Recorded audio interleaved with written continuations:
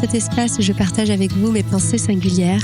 Je suis Sabrina Ménasria et aujourd'hui je vais vous parler de la chose la plus importante à savoir lorsque l'on est singulier. Alors j'ai réfléchi pour préparer ce podcast et je me suis dit mais finalement j'ai pas fait de podcast dédié à ce sujet et pourtant c'est le sujet, il me semble, le plus important à connaître lorsque l'on est singulier. J'en ai parlé beaucoup, mais vraiment, c'est un sujet, je pense même qu'on devrait apprendre aux petits enfants singuliers très jeunes dans leur vie. Alors qu'est-ce que c'est ? Quand on est singulier, comme je le dis très souvent, on est intense. Et on a besoin en permanence de nourrir cette intensité. Et il y a une chose vraiment importante, c'est qu'une des clés de l'équilibre d'un singulier, elle réside dans sa capacité à canaliser, maîtriser et orienter efficacement son énergie. Pourquoi ? Parce que très souvent, en fait, quand on est singulier, on sait pas trop comment on fonctionne. On est un peu comme on est. Comme je dis toujours, on nous a pas livré le mode d'emploi à la naissance. Donc, on apprend à se découvrir. Et là, on se rend compte qu'en fait, on est attiré par des choses. Il y a des choses très fortes qui nous nourrissent. Et on va avoir tendance à aller nous investir dans certains thèmes. Alors, je vous rappelle, selon la dominante, puisque tous les singuliers n'ont pas la même dominante. Pour les HPI, ça va plutôt être la dominante intellectuelle qui va prendre le dessus. Donc, le besoin d'être nourri intellectuellement, d'apprendre, d'être stimulé, de lire, de s'informer. Donc ça va être cette façon que va avoir le singulier à dominante intellectuelle de se nourrir intellectuellement et d'avoir un besoin d'aller piocher dans cette intensité. Si c'est plutôt une dominante intellectuelle, l'intensité va plutôt être orientée vers les autres, aider, apporter de l'aide et aussi probablement sur des besoins de sensations émotionnelles fortes, donc des relations probablement amoureuses intenses. Si c'est l'intensité créative, ça va être un élan assez naturel pour la nouveauté, l'envie de découverte, imaginer de nouvelles choses. Donc quand un sujet va apparaître dans ce domaine-là, le singulier va y aller, son intensité va avoir tendance à l'orienter vers ce domaine-là. Pour l'intensité sensitive, c'est un petit peu la même chose, autour de l'art, le goût pour les couleurs, les sons, les expériences sensorielles. Donc dès que cette chose-là va être présentée à un singulier, comme il porte en lui cette forme d'intensité, il va aller assez naturellement donner beaucoup d'énergie à ce domaine-là. Et ce qui est important de comprendre, c'est qu'en tant que singulier, peu importe le domaine, la dominante que vous avez une énorme réserve d'énergie. Et ça, c'est vraiment important de l'intégrer. Vous avez la chance, parce que c'est une chance, même si je sais que c'est pas facile à canaliser, c'est beaucoup, d'avoir une grande réserve d'énergie. Et cette réserve d'énergie, c'est super parce que elle vous permet de vous investir dans des domaines qui vous passionnent, de faire beaucoup de choses. Et puis, ça c'est avec le risque parfois du burn-out, qui est très fréquent chez les singuliers. Et puis aussi, elle peut vous pousser au bore-out parce que l'ennui est assez mortel pour un singulier. Parce que quand on est intense, l'ennui est mortel puisqu'on n'est pas nourri. L'intensité n'est pas nourrie. Donc, on sent qu'il y a un vide en nous et on a besoin d'aller la chercher et d'être stimulé. Mais ce qui peut arriver, et c'est pour ça que c'est un point très important à mon sens pour un singulier, c'est que on donne son énergie un petit peu n'importe quoi, n'importe comment, dès lors que ça vient titiller notre intensité. Dès lors qu'on se sent intéressé par quelque chose, peu importe la dominante, comme je vous l'ai dit, on va avoir tendance à y mettre beaucoup d'énergie sans forcément prendre du recul, de manière assez réflexe et un peu sans conscience quelque part. Et c'est souvent dans ces cas-là où le singulier donne et finalement n'a pas forcément bien évalué ce que la situation lui apportait et pourquoi il donnait. C'est un peu le réflexe de l'intensité qui va amener le singulier à s'investir énormément dans un domaine. Et en fait, ce qui se passe, c'est que très souvent, ça va attirer beaucoup les vampires énergétiques, donc les personnes qui vont voir ce que vous ne voyez pas, c'est que vous avez une grande réserve d'énergie. Il y a des gens qui savent très bien le détecter, contrairement peut-être à vous, sauf si vous en êtes conscient et j'en serais très heureuse. Et ces personnes-là, du coup, elles vont se greffer à vous et puis elles vont essayer de prendre de cette énergie-là en allant peut-être titiller sur une de vos intensités, peut-être sur les émotions, sur l'affect, sur peut-être les discussions. Et comment on reconnaît quelqu'un qui nous prend notre énergie sans qu'on s'en rende compte ? C'est assez simple. C'est un petit astuce que je donne à tous les singuliers. C'est que quand la personne s'en va, vous êtes vidé, vous êtes fatigué. vous êtes vidé de votre énergie. Une relation, ça se fait à deux. Une discussion, c'est un échange. Et quand vous avez énormément donné et que vous n'avez pas reçu, c'est assez simple. Vous êtes vidé de votre énergie, vous êtes en déficit, donc vous êtes crevé. Et ça, c'est un très bon indicateur pour les personnes qui vous entourent, que ce soit au travail ou autre, dans votre vie amicale, même amoureuse, de vous rendre compte que quand la personne quitte la pièce, vous êtes plus mal que quand elle y est entrée. Donc là, alerte, je suis en train de trop donner et je ne reçois pas. Parce que ce qui arrive assez souvent, c'est que le singulier donne et est porté vers l'extérieur. Comme je vous le dis souvent, vous avez très souvent le sens des autres avant le sens de vous-même. Et donc, c'est un peu comme une voiture qui peut rouler en réserve. Et donc, vous pilotez votre voiture et puis vous oubliez, vous, de mettre de l'essence. Donc, les gens savent très bien se servir. Ils montent dans la voiture avec vous. Généralement, ils vous demandent de les emmener là où vous voulez aller. Et puis, finalement, et c'est là la question, et c'est pour ça qu'il me semble être le point le plus important pour un singulier, est-ce que c'est là où vous vouliez aller? Ça, c'est la première question. Et la deuxième, c'est est-ce que vous vous êtes mis de l'essence dans le réservoir? Est-ce que vous vous êtes donné de l'énergie? Et donc, avant de partir dans cette forme d'intensité, de la nourrir, il est important de se poser des questions. C'est-à-dire que votre balancier soit à l'équilibre, votre énergie soit à l'équilibre. Et quand on donne la juste dose, on n'est jamais frustré. Les relations avec les autres, généralement, elles sont constructives parce qu'on ne s'est pas oublié dans l'équation. Et moi, ce que j'observe, et vous verrez si ça résonne pour vous, c'est que les singuliers sont assez souvent frustrés ou pas forcément aigris. Frustré, c'est pas aigri, c'est avec un sentiment d'avoir donné et de pas avoir reçu.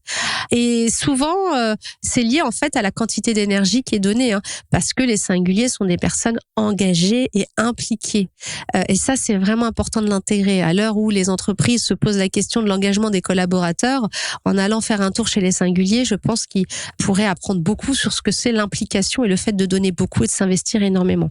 Quand évidemment l'intensité est nourrie, je vous parle pas de si vous êtes dans un poste où vous vous ennuyez et vous avez levé le pied. Je vous parle vraiment dans un poste où vous sentez que cette intensité-là que vous portez, elle est nourrie et donc vous avancez énormément et vous êtes épanoui. Et donc moi la question que j'ai envie de vous poser et qui est intéressante à mon avis de vous poser quand vous avez la chance, et c'est vraiment une chance d'avoir cette réserve d'énergie hors norme, c'est choisissez vos combats. Parce que quand vous donnez de cette énergie-là, est-ce que vous vous servez un petit peu ou est-ce que vous donnez tout aux autres? C'est-à-dire, est-ce que vous fonctionnez avec une voiture sans essence quelque part? Alors, il y a des singuliers qui savent très bien penser à eux et qui savent se dire, j'y vais pas parce que finalement, j'y trouve pas mon compte. Par contre, il y en a beaucoup qui ne le font pas systématiquement. Donc, ils vont tête baissée dans une situation en s'étant pas posé la question de eux, quel est mon intérêt à faire, à donner? Alors la question de l'intérêt, je sais qu'elle est compliquée chez les singuliers parce qu'elle est connotée un peu intérêt, matériel, égoïste, etc. C'est pas ça. C'est quand vous partez dans une direction, demandez-vous si vous avez de l'énergie à y mettre et surtout une question essentielle qui vous recentre vers vous. Je vous rappelle quand même que le singulier, je l'ai déjà dit, c'est le sens des autres avant le sens de soi. Donc c'est de revenir à soi, au sens de soi. Essayez de vous poser la question, qu'est-ce que ça m'apporte à moi? Est-ce que ça me nourrit? Et la réponse peut être tout à fait de dire, j'ai aidé cette personne, et ça m'a nourri de l'aider. Et quand vous y allez en vous disant, moi ça m'arrive assez fréquemment qu'il y ait des personnes qui me sollicitent, etc. Et quand je le fais en conscience. C'est-à-dire, je me dis, est-ce que j'ai de l'énergie à donner à cette personne là maintenant, à la vue de mon contexte, sans me griller moi-même, parce que l'idée c'est pas de partir en burn-out. Oui, j'ai un peu de temps, j'ai là quelques petits moments, je me sens en capacité de faire. Ok, donc la question est oui. Et combien de temps je dispose? Je dispose de tant de temps. Et donc, je vais consacrer ce temps-là à cette personne-là parce que ça me fait plaisir. Moi, ça me nourrit d'aider et de passer un petit coup de main à quelqu'un de temps en temps comme ça. Ça mange pas de pain. C'est pas le syndrome du sauveur. Je porte pas la personne. Je vais pas me dire, tiens, il faut absolument que je prenne en charge si c'est une recherche d'emploi, que je lui trouve un job, etc., etc. Là, hop, on bascule dans le côté sauveur et c'est pas bon parce que la personne a son libre arbitre. Et l'idée, c'est pas de sauver l'autre, mais c'est en tout cas de l'aider et de lui apporter quelques petites clés pour qu'il puisse trouver les solutions lui-même. Et donc, je vais consacrer un petit peu de temps à la personne et ça va me nourrir. Et donc, qu'est-ce que ça m'apporte? La satisfaction d'avoir aidé quelqu'un. Mais je le fais en conscience. Et si je bascule dans le syndrome du sauveur, c'est-à-dire que j'oublie tout ce que j'ai à faire, je m'oublie moi-même, je me dis, tiens, il faut absolument que je fasse ça pour cette personne, etc. Là, je passe en déficit énergétique parce que je me suis mise de côté. Et qu'est-ce qui se passe quand je suis comme ça ou quand ça se passe comme ça?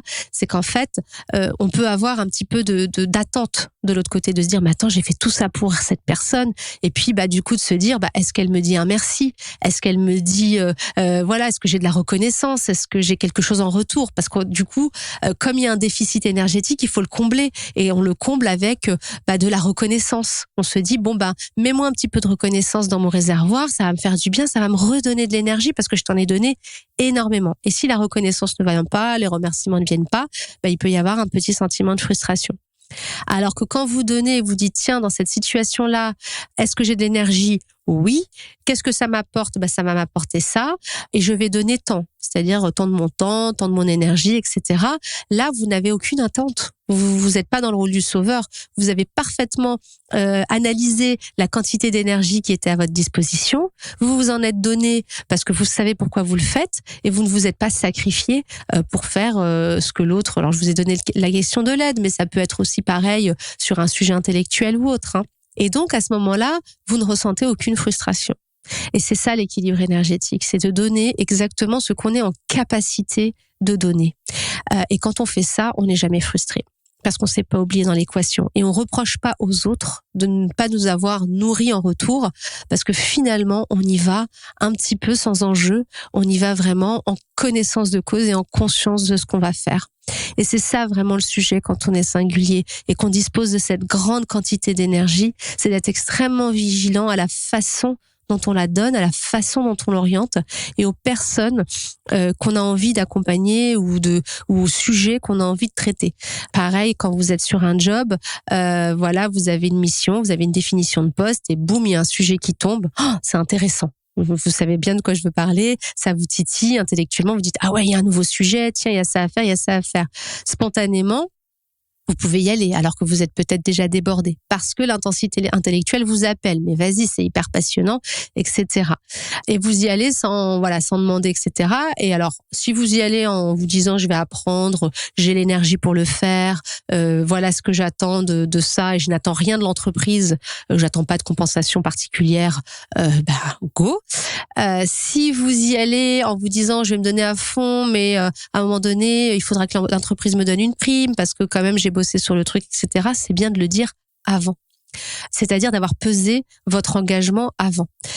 Parce que vous pourrez être déçu, évidemment. Parce que quand vous partez dans un truc et que vous savez pas exactement où vous êtes pas mis d'accord, vous pouvez être déçu parce que l'entreprise va vous dire oui, mais en même temps le sujet est réglé, donc j'ai pas donné une augmente sur un sujet que tu as pris spontanément, etc.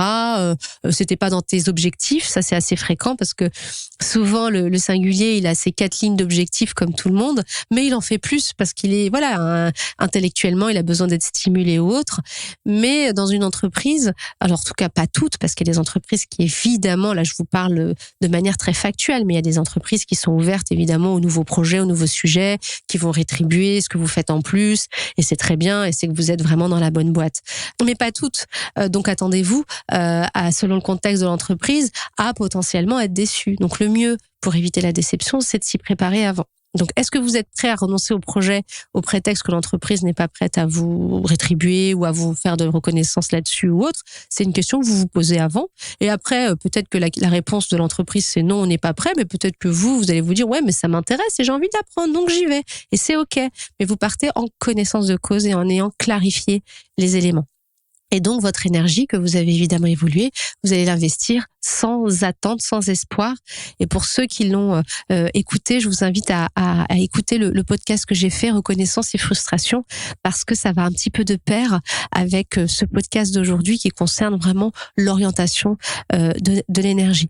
Et n'oubliez pas toujours de penser à vous. Moi, c'est ce que je répète, c'est très intéressant quand même de répéter ça au singulier en permanence. Vous êtes intense, vous ne faites pas les choses à moitié.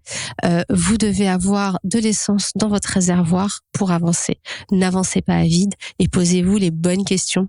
avant de démarrer, pour que vous puissiez vraiment trouver l'équilibre, parce que la quête de l'équilibre, c'est un petit peu le Graal du singulier, la quête de l'équilibre énergétique, d'éviter les up and down, ça va super, c'est génial, c'est passionnant, oh mon Dieu, c'est horrible, je m'ennuie, je suis pas reconnue, c'est catastrophique. C'est voilà, c'est une constante, en fait, ça arrive assez fréquemment. Donc pour éviter ça, ayez conscience que vous avez ce cadeau de cette réserve d'énergie dont vous disposez, et avant de l'orienter, avant de vous lancer, prenez un petit temps de réflexion, calmez votre ardeur, votre intensité, et vraiment posez-vous ces questions-là, parce que ça va vous permettre d'éviter de vous griller physiquement, émotionnellement aussi, parce que la reconnaissance, c'est toujours un sujet très important chez le singulier.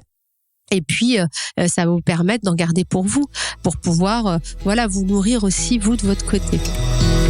Voilà, donc j'espère que ces quelques mots vous auront apporté des éclairages.